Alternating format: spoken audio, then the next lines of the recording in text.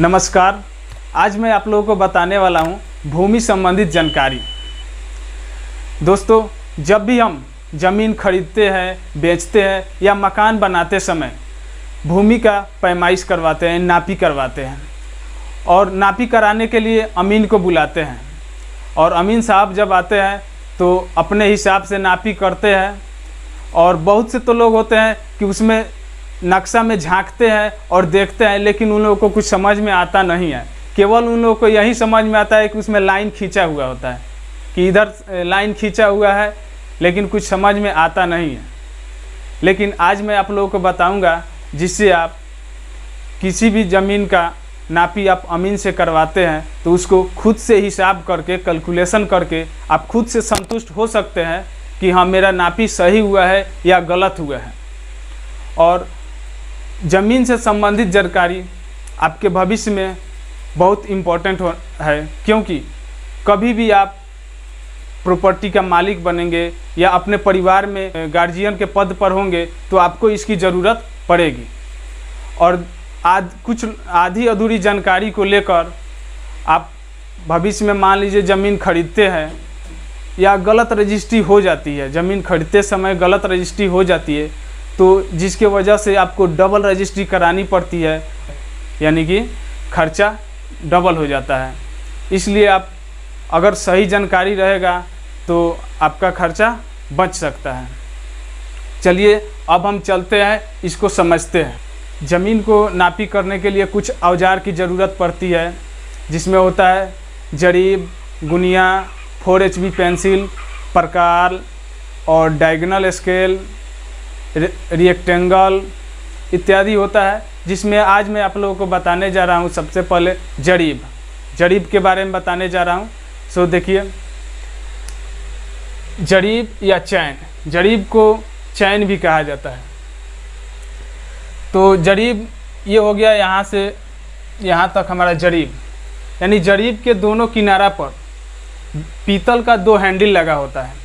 जैसे देख सकते हैं आप यहाँ पे, एक यहाँ पे हैंडल है और एक यहाँ पे हैंडल है। और पूरा जरीब 100 कड़ी का होता है। पूरा जरीब 100 कड़ी का होता है, जिसमें 10-10 कड़ी पर एक फुलिया लगा होता है। और फुलिया क्या है तो ध्यान दीजिएगा, 0 से स्टार्ट होता है जरीब। तो यहाँ पे 10 कड़ी जब जाएंगे, इसमें 10 कड़ी होता है, 1 2 3 4 ऐसे करके 10 कड़ी होता है। तो यहाँ पे जाइएगा तो पीतल का एक दांत वाला फुलिया होगा, तो इसको पढ़ेंगे हम 10। फिर इसके आगे 10 कड़ी बढ़ेंगे तो पीतल का 2 दांत वाला फुलिया लगा होगा। तो आप यहाँ पे देख रहे हैं 2 दांत वाला फुलिया होगा, इसको पढ़ेंगे 20। और फिर 10 कड़ी आगे बढ़ेंगे तो 3 दांत वाला फुलिया होगा, तो इसको पढ़ा जाता है 30। और फिर 10 कड़ी आगे बढ़ेंगे तो 4 दांत वाला फुलिया होगा, इसको पढ़ा जाता है 40। और जब बीच में जाएंगे 50 पर 10 कड़ी बढ़ने के बाद तो एक गोल फुलिया होता है, ये गोल फुलिया हुआ, तो इसको कहा जाता है 50। फिर इसके बाद जब बढ़ते हैं 50 के बाद 10 कड़ी तो फिर 4 दांत वाला फुलिया मिलता है, तो इसको 40 नहीं, इसको आप 60 पढ़ेंगे, क्योंकि 50 के बाद 60 होता है। फिर 10 कड़ी बढ़ेंगे तो 3 दांत वाला फिर मिलेगा, तो इसको 70 पढ़ेंगे। और फिर यहाँ से 10 कड़ी जब बढ़ते हैं तो 2 दांत वाला मिलता है, तो इसको 80 पढ़ा जाता है। और फिर यहाँ से 10 कड़ी बढ़ते हैं तो 1 दांत वाला फुलिया मिलता है, जिसको 90। और फिर यहाँ पे हैंडल आ जाता है, इसको 100। दोस्तों, आप जरीब को इधर से भी स्टार्ट कर सकते हैं और इधर से भी स्टार्ट कर सकते हैं। इसलिए जब अमीन साहब लोग जरीब चलाते हैं तो किसी तरह से भी स्टार्ट हो जाता है, यानी कि कोई दिक्कत नहीं है। जब इधर से बढ़िएगा तो 10, 20, 30, 40, 50 और 50 के बाद 4 दांत वाला होगा तो 60 हो जाएगा। फिर 70, 80, 90, 100। तो अब मैं जरीब के बारे में बताने जा रहा हूँ और आगे चीज़ देखिए।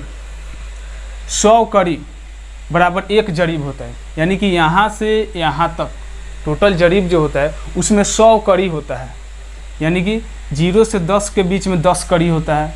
ऐसे 10-10 करके सभी में होता है। फिर अगर आपको फीट में पूछा जाए तो 66 फीट बराबर 1 जरीब होता है। यदि फीट से नापा जाए तो यह 66 फीट का होता है टोटल। हाथ में पूछा जाए तो 44 हाथ बराबर 1 जरीब होता है, यानी कि पूरा जरीब 44 हाथ का होता है। गज में पूछा जाए तो 22 गज बराबर 1 जरीब होता है, और बीता में पूछा जाए तो 88 बीता बराबर 1 जरीब होता है। इंच में पूछा जाए तो 792 इंच बराबर 1 जरीब होता है, और 20 मीटर बराबर 1 जरीब होता है।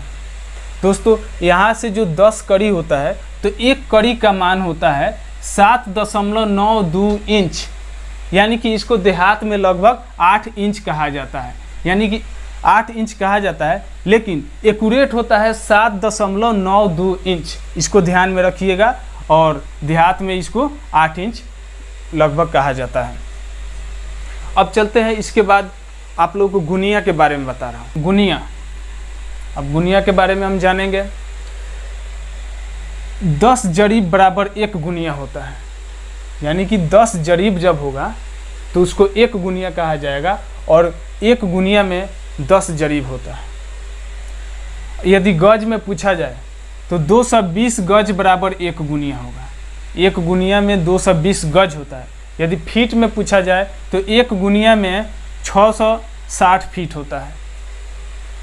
हाथ में पूछा जाए तो 1 गुनिया में 440 हाथ होता है, और 880 बीता, यानी 880 बीता बराबर 1 गुनिया होता है। यदि इंच में पूछा जाए तो 7920 इंच बराबर 1 गुनिया। मीटर में पूछा जाए तो 200 मीटर बराबर 1 गुनिया होता है, और कड़ी में पूछा जाए तो 1000 कड़ी बराबर 1 गुनिया होता है। देखिए, एक जरीब में 1 जरीब बराबर 100 कड़ी होता है, और 10 जरीब बराबर 1 गुनिया होता है। तो इसमें 10 से जब मल्टीप्लाई कर देंगे, गुना 10 बराबर 1000 कड़ी, यानी कि 1 गुनिया बराबर 10 जरीब हो जाता है।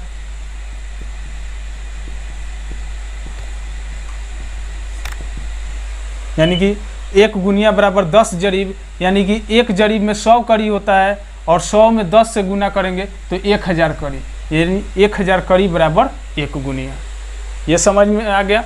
अब चलते हैं आगे की तरफ, और कुछ महत्वपूर्ण बातें। अब मैं आप लोगों को बताने जा रहा हूँ धूर, धुरकी, कट्ठा और डिसमिल।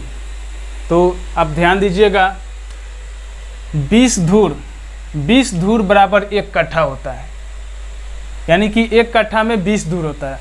अब 20 धुरकी बराबर 1 धूर, यानी 1 धूर में 20 धुरकी होता है, और 20 फुरकी बराबर 1 धुरकी। दोस्तों पहले 20 धुरकी बराबर 1 धूर होता है, और 20 धूर बराबर 1 कट्ठा होता है, और इससे भी छोटा इकाई होता है सुरकी, जिसका बत नगण्य होता है, इसलिए उसका कोई मान नहीं रखा जाता है। अब चलते हैं आगे। 20 कट्ठा बराबर 1 बीघा, यानी कि 20 कट्ठा को 1 बीघा कहा जाता है। अब 1 कट्ठा में 3.719 डिसमिल होता है, यानी कि अगर पूछा जाए कि 1 कट्ठा में कितना डिसमिल होता है तो 3.719 डिसमिल।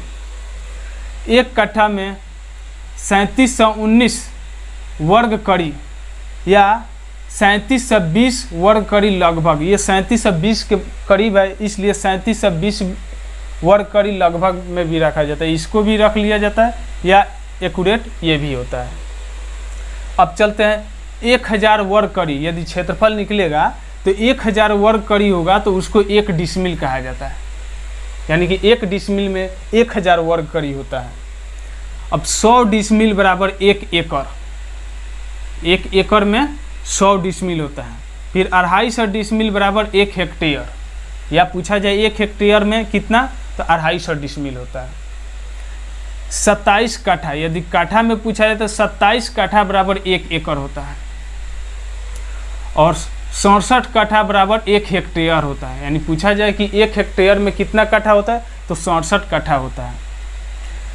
और ये तो आप जानते हैं 12 इंच बराबर 1 फुट होता है, और 1 गज 3 फीट को बोला जाता है। 3 फीट बराबर 1 गज होता है, इसको 36 इंच होता है। इसके आगे यदि पूछा जाए कि वर्ग गज में 1 डिसमिल कितना वर्ग गज होता है तो आप यहाँ पे देख सकते हैं 48.4 वर्ग गज बराबर 1 डिसमिल। यानी कि गज में पूछा जाए कि कितना वर्ग गज बराबर 1 डिसमिल होगा, तो आप जवाब देंगे कि 48.4 वर्ग गज बराबर 1 डिसमिल। इसी प्रकार मीटर में पूछा जाए तो 40 वर्ग मीटर बराबर 1 डिसमिल होता है। फिर वर्ग फीट में पूछा जाए तो 435.6 वर्ग फीट बराबर 1 डिसमिल होता है। आगे चलते हैं हम। 62,726.4 वर्ग इंच, यानी इंच में पूछा जाए स्क्वायर इंच में, तो 62,726.4 वर्ग इंच बराबर 1 डिसमिल होता है। यदि वर्ग हाथ में पूछा जाए तो 193.6 वर्ग हाथ बराबर 1 डिसमिल होता है। अब चलते हैं धूर में। एक धूर बराबर 185.95 वर्ग कड़ी बराबर एक धूर होता है एक्यूरेट। लेकिन दोस्तों यहाँ पे हम देख रहे हैं कि 185.95 है, यानी कि 186 के करीब है, तो हम इसको 186 वर्ग कड़ी बराबर भी एक धूर कहते हैं। एक धूर बराबर 81 वर्ग फीट बराबर एक धूर होता है, यानी फीट में जब पूछा जाए तो 81 वर्ग फीट बराबर एक धूर होता है।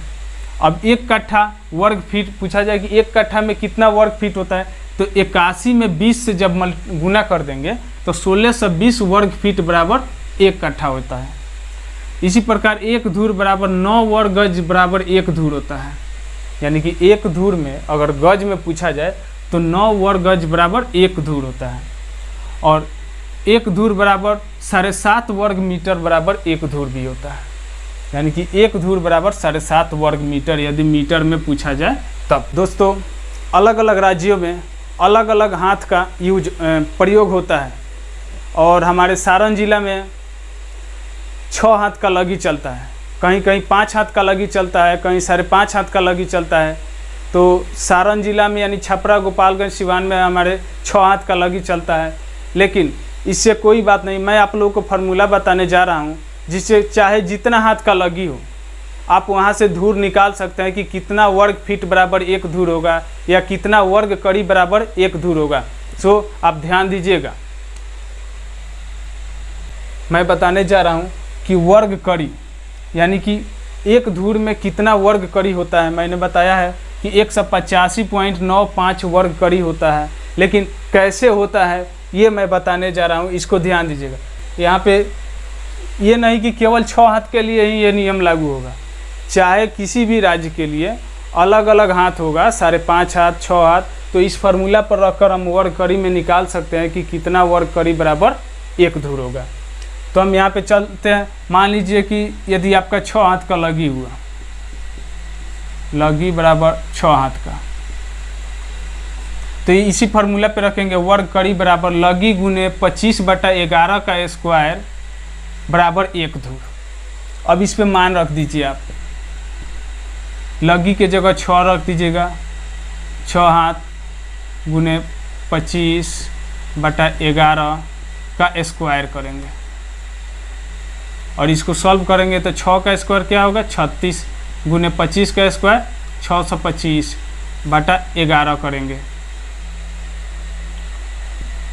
तो 36 में 625 से गुना करेंगे तो 22,500 होगा, 22,500। और 11 का स्क्वायर जब करेंगे हम तो यहाँ पे 11 का स्क्वायर करेंगे तो 121 होगा। तो 22,500 में हम 121 से भाग करेंगे तो हमारा आ जाएगा 185.95 वर्ग कड़ी बराबर एक धूर, यानी कि एक धूर में 185.95 वर्ग कड़ी होगा, जो कि मैंने यहाँ पे लिखा है। अब चलते हैं सवाल नंबर 2 पर कि यदि आपका वर्ग फीट में निकालना है कि कितना वर्ग फीट बराबर एक धूर जमीन होगा हमारा, तो इसका फार्मूला होता है लगी गुने 3/2 का स्क्वायर बराबर एक धूर। दोस्तों यदि वर्ग फीट में धूर पूछा जाए कि एक धूर में कितना वर्ग फीट होगा, तो इस फार्मूला का हम यूज करेंगे। लगी मान लीजिए 6 हाथ का लगी है, तो यहाँ पे रख देंगे 6 गुने 3/2 का स्क्वायर करेंगे तो 2 तिहाई 6 और 3 तिरिके 9, 9 का स्क्वायर करेंगे बराबर 81, 81 वर्ग फीट बराबर 1 धूर होता है ज़मीन, यानी कि 81 वर्ग फीट बराबर 1 धूर ज़मीन होता है। यदि आपसे पूछा जाए कि कितना वर्ग हाथ बराबर 1 धूर ज़मीन होगा, यानी कि जब वर्ग हाथ में पूछा जाएगा तो लिखेंगे वर्ग हाथ, इसका होता है लगी स्क्वायर, यानी कि इसको हम लिख सकते हैं लगी गुने लगी बराबर 1 धूर ज़मीन। यानी कि यदि मान लीजिए 6 हाथ का लगी होगा, लगी बराबर यदि 6 हाथ का होगा तो हम ज़मीन जब निकालेंगे तो 6 गुने 6 बराबर 36 वर्ग हाथ बराबर 1 धूर ज़मीन होगा। 6 हाथ का लगी होगा तो 36 वर्ग हाथ बराबर 1 धूर ज़मीन होगा। अब चलते हैं आगे की तरफ। हम यदि वर्ग गज में पूछा जाए कि 1 धूर में कितना वर्ग गज ज़मीन होगा, तो ध्यान दीजिए यहाँ वर्ग गज का फार्मूला होता है वर्ग गज बराबर लगी गुने 1/2 का स्क्वायर बराबर 1 धूर। तो हम इस पे मान रख लेंगे, लगी 6 हाथ का लगी है तो 6 गुने 1/2 का स्क्वायर जब करेंगे तो 2 तिहाई 6 और 3 का स्क्वायर हम करेंगे तो 3 तिरिका 9, यानी 9 वर्ग गज बराबर 1 धूर ज़मीन होगा, यानी कि 1 धूर में 9 वर्ग गज ज़मीन। आगे हम समझते हैं कि वर्ग मीटर, यानी 1 धूर में कितना वर्ग मीटर ज़मीन होगा। जैसे देखिए वर्ग मीटर बराबर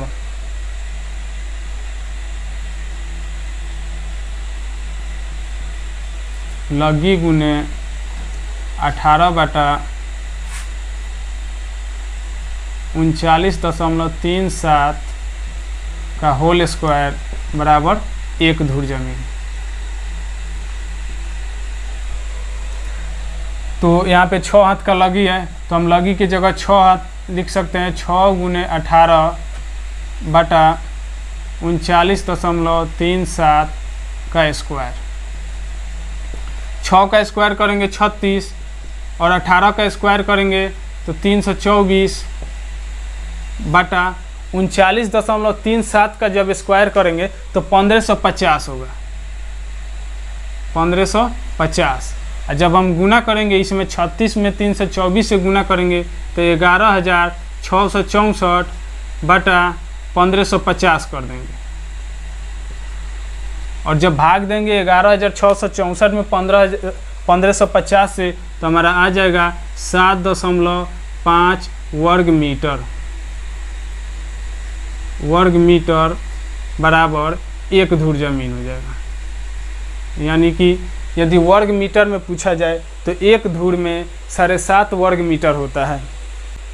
यदि आप ज़मीन से संबंधित और कुछ पूछना चाहते हैं तो आप हमें कमेंट बॉक्स में बताएं। मिलते हैं अब हम अगले वीडियो।